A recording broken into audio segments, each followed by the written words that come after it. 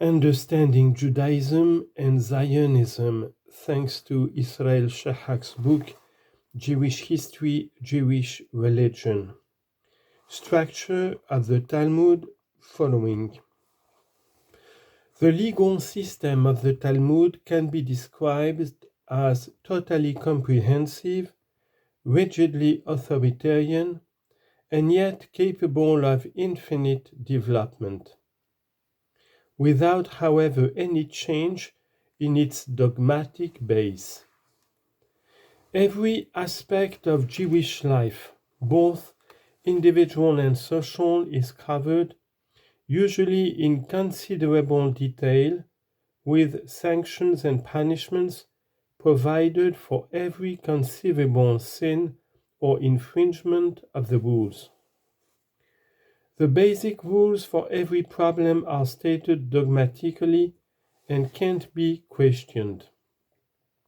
What can be and is discussed at very great length is the elaboration and practical definition of these rules.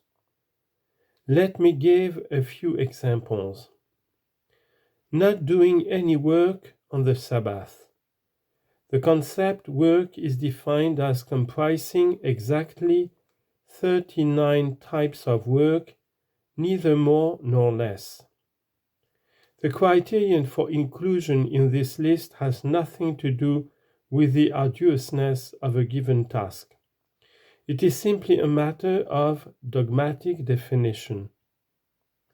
One forbidden type of work is writing. The question then arises, how many characters must one write in order to commit the sin of writing on the Sabbath? Answer, 2. Is the sin the same, irrespective of which hand is used? Answer, no. However, in order to guard against falling into sin, the primary prohibition on writing is hedged with a secondary ban on touching any writing implement on the Sabbath. Another prototypical work forbidden on the Sabbath is the grinding of grain. From this, it is deduced by analogy that any kind of grinding of anything whatsoever is forbidden. And this in turn is hedged by a ban on the practice of medicine on the Sabbath, except in cases of danger to Jewish life. In order to guard against falling into the sin of grinding a medicament.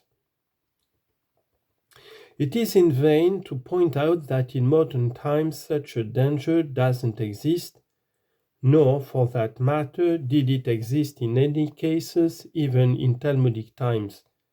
For, as a hedge around the hedge, the Talmud explicitly forbids liquid medicines and restorative drinks on the Sabbath.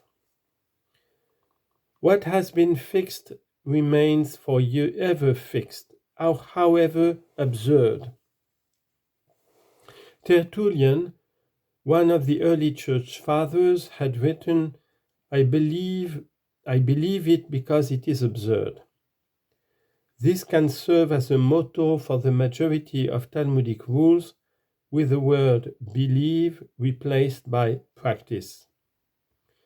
The following example illustrates even better the level of absurdity reached by this system. One of the prototypes of work forbidden on the Sabbath is harvesting. This is stretched by analogy to a ban on breaking a branch off a tree. Hence, riding a horse or any other animal is forbidden, as a hedge against the temptation to break a branch off a tree for flogging the beast. It is useless to argue that you have a ready-made whip or that you intend to ride where there are no trees. What is forbidden remains forbidden forever.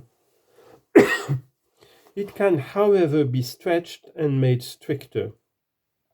In modern times, riding a bicycle on the Sabbath has been forbidden because it is analogous to riding a horse. My final example illustrates how the same methods are used also in purely theoretical cases, having no conceivable application in reality. During the existence of the temple, the high priest was only allowed to marry a virgin, although during virtually the whole of the Talmudic period there was no longer a temple or a high priest. The Talmud devotes one of its more involved and bizarre discussions to the precise definition of the term virgin fit to marry a high priest. What about a woman whose hymen had been broken by accident? Does it make any difference whether the accident occurred before or after the age of 3? By the impact of metal or of wood?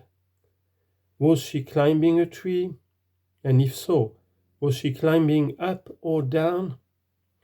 Did it happen naturally or unnaturally? All this and much else besides is discussed in lengthy detail, and every scholar in classical Judaism had to master hundreds of such problems. Great scholars were measured by their ability to develop these problems still further, for as shown by the examples, there is always scope for further development. If only in one direction, and such development did actually continue after the final redaction of the Talmud. However, there are two great differences between the Talmudic period, ending around 500 AD, and the period of classical Judaism from about 800 AD. The geographical area reflected in the Talmud is confined, whereas the Jewish society reflected in it is a complete society with Jewish agriculture as its basis. This is true for Mesopotamia as well as Palestine. Although at that time there were Jews living throughout the Roman Empire and in many areas of the Sassanid Empire, it is quite evident from the Talmudic text that its composition over half a millennium was a strictly local affair. No scholars from countries other than Mesopotamia or Palestine took part in it, nor does the text reflect social conditions outside these two areas.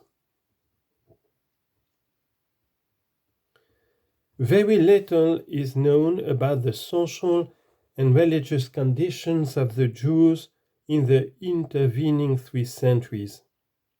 But from 800 AD on, when more detailed historical information is again available, we find that the two features mentioned above had been reversed.